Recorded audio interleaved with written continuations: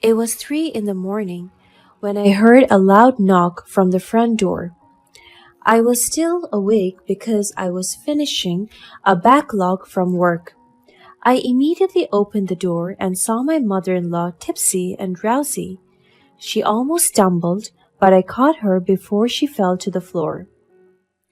I took her to the bedroom when she started to notice that it was me helping her. "It's you! You're the poor girl that my son married? Look at you! You're such a loser!" She said those in a very disrespectful voice. I did not mind her. "Let me help you change your clothes." But she slapped my hand and lay down instead. "Look at your face. You look like a soggy potato. You're an ugly duckling. I wonder what your mother looked like. She must be like you, poor and ugly." She laughed at the insult that she threw at me. I was hurt by what she said, but I'm already used to it. There was never a day that she did not insult me. She always reminds me of how low I was and how derogatory my family's social status is. I kept everything to myself. I allowed her to hurt me with her words, because I know that one day everything she said will return to her and haunt her. When she kicked me, I helped her lie on the bed, and I fell to the ground. She is already in her 50s, but still enjoys partying all night with her friends. "Do you see this? This is a 30-carat gold ring, which you will never have." As she laughed, she came near me and spit on me. "Oh, I'm so sorry. I thought you were a trash can, because look at you, a garbage." I can feel my heart breaking into pieces. My tears slowly fell down my cheek. She's a monster. I will never forget her mistreatment of me. And because of that, I left her and went to the master's bedroom. I lay beside my husband, who was peacefully sleeping. I never agreed to have her live with us, but my husband insisted, saying that his mother was all alone and she needed a family. But ever since she lived with us, I never had peace. The next day she came home with a new bag, and the moment she walked past me as I was busy working, she stopped. She looked at me and flaunted her bag. "Poor you! You could never have this bag when you were young, right? You only have this comfortable life when you marry my son. You're such a gold digger." "I am not a gold digger." She slapped me right after I responded to her. "How dare you raise your voice at me? You have no right to do that. You also have no right to insult me in my house." My mother-in-law was fuming mad. She grabbed my chin and held it really tight. Her grip was painful. "Under your own house, my son owns this, so I own this. You never gave a single penny to build this. You only get to taste this lavish life because you seduced my son. You are a whore." She let go of me peacefully and slapped me one more time. She immediately left me and I cried. This was not the first time that she physically abused me. Since she came to live with us, physical and verbal mistreatments have been typical for me. Days passed and her insults were still evident. Every day she reminds me of how worthless and poor I am, while she wastes all her or my husband's money as she goes out with her friends almost every day. One day I received a call from my mother. "Hello, dearest. It's been a month since we talked. Can I see you today? Let's meet at the cafe." "Sure, Mom. I'm done with work for today. We can meet at 5 o'clock. See you." After all the insults and mistreatment I experienced, a refreshing feeling finally came. I missed my mother so much and was desperate to see her. As I arrived at the cafe, the staff greeted me nicely, as if they were so excited and amazed to see me. Welcome back, Ma'am Lowe. We missed you. One of the cafe staff greeted me. I smiled at him as he took me to my favorite spot. We reserved this spot just for you and your mother. Thank you so much, Andrew. Keep up the excellent work. He smiled back at me and went to the cashier's booth. After 3 minutes of waiting, I saw my mother exit the car as our driver opened the door for her. She's wearing Prada sunglasses that I gifted her last Christmas. She still looks impressive, even in her 50s. As she entered the establishment, everyone greeted her. Of course, they would welcome the boss if they wanted to be commended. She sat across from me and greeted me with the sweetest smile. I miss you so much, I told her as I leaned forward to kiss her on the cheeks. It seems that you really missed me. I was surprised that you did not decline my invitation, she jokingly said. I laughed at her statement, and we just talked for minutes until she noticed the bruises on my chin. Her eyes went wide. What is that? She tried to reach out for my chin, but I moved away. This is nothing, Mom. My mother looked me in the eye, the scariest stare to be exact, and I know that whenever she gives me that look, it's over for me. I have to tell her what happened. I heaved a sigh. Fine, it's Alexis. Again? I swear to God, Lauren, I will sue that girl. I told you that I should have taken legal actions against her mistreatment of you. Since you were young, I never laid a hand on you, and I will never let another woman hurt you. My mother raised her voice, so we caught everyone's attention in the cafe. I tried to calm her down. Mom, I'm fine. I can handle myself. No, it's not okay with me. When will you keep on pretending that you just have a simple life? Why can't you tell her that you are a daughter of a multimillionaire businessman and woman? Do you want your dad to know about this? No, I don't want him to get angry. Exactly, so listen to me. Tell that girl to stop hurting you, or I will make her life scramble. I can do that in just a snap. I completely forgot the influence that my parents held. They own chains and chains of businesses in the country. I always have lived a comfortable and wealthy lifestyle, but I do not want to be envied or labeled as superior by anyone. That is why, as much as possible, I try to hide my real identity, especially from my mother-in-law. Although my husband knows everything, I still told him to never worry about me. How about Diego? What is his stance on all of this? He wants me to tell my mother-in-law the truth so I can put her into place, but I refused. My mother heaved a big and loud sigh of frustration. Just remember that I trust you and please take good care of yourself. I promise. I hope with that word my mother has been reassured. I went home that day full of joy. My mother truly brings me comfort and safety. I saw my evil mother-in-law waiting for me as I entered the house. Where have you been?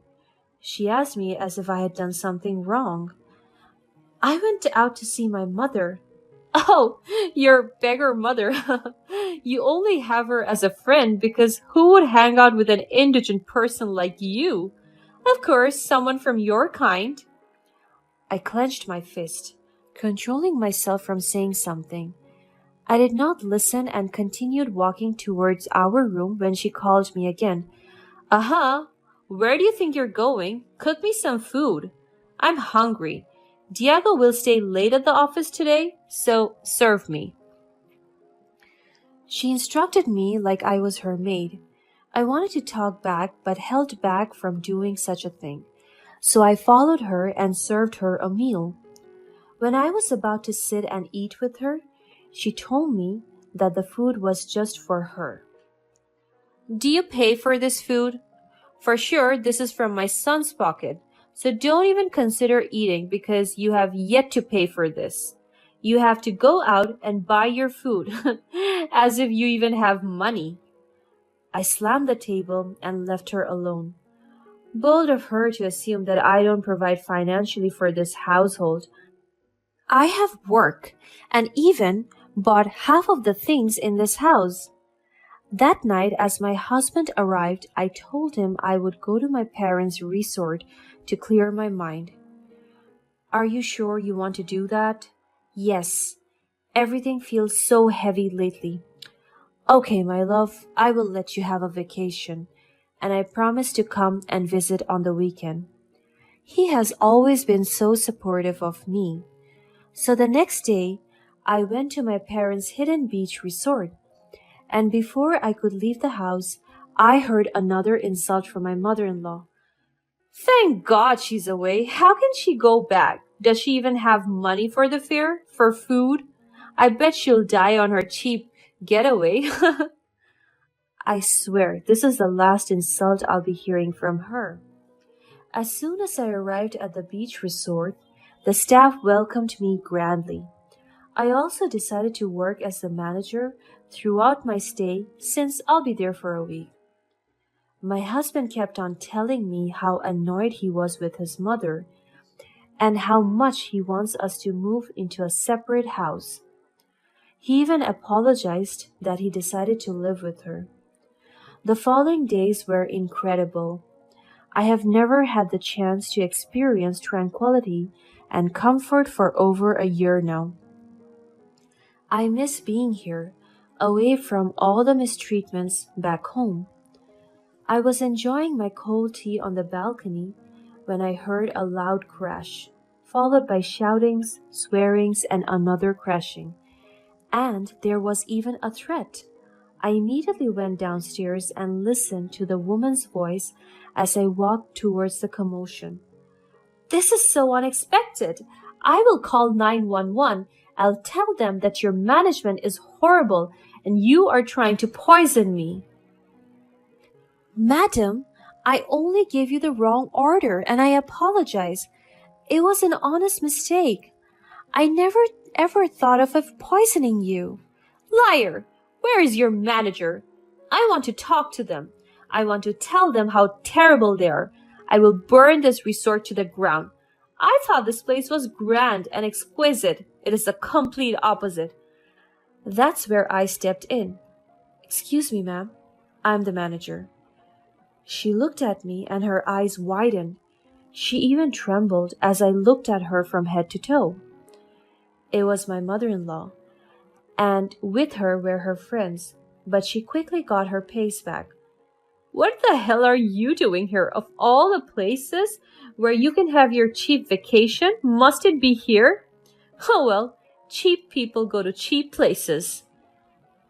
Ma'am, you're talking to our manager and the daughter of the resort's owners.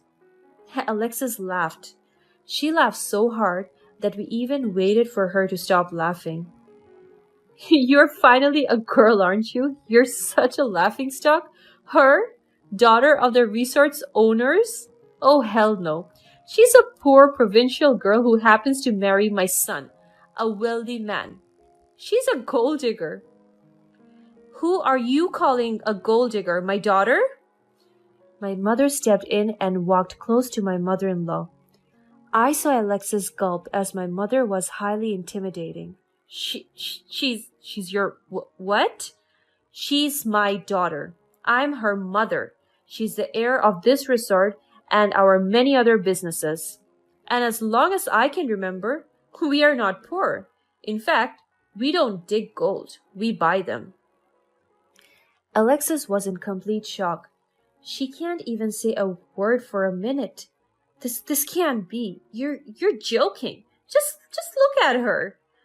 Yes, look at me. What can you see? A poor girl who is being abused by her mother-in-law? I'm sorry to burst your bubble, but I'm not the person you think I am. I tolerated your monstrosity, but I had enough.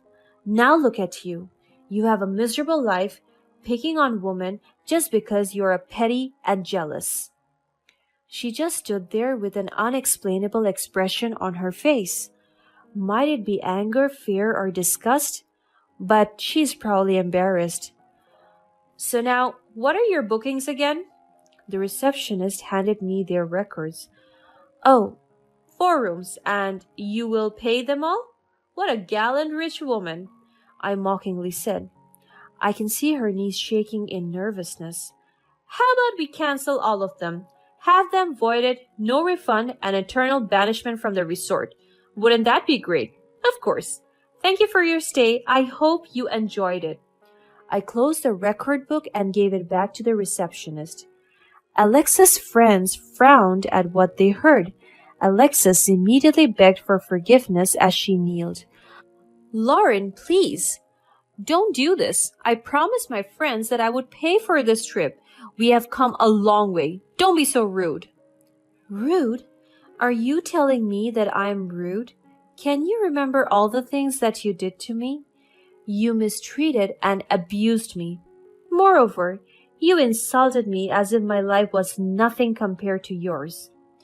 You just got to experience a taste of your wrongdoing, and now you're begging for mercy? You deserve that. This is your wake-up call. I left her as she crawled for help and mercy, but I know she is only doing that to save herself from embarrassment. I was walking away when I looked back at her. Oh, I almost forgot. You are going to pay for all the things you have broken. I need the payment by the end of the moment. She bawled her eyes out once again. Please, I don't have enough money left. That is not my problem. From then on, my mother-in-law started to respect me. She never insulted me again. It took her one humbling experience to remind her that being rude and superior to others will eventually lead to your downfall.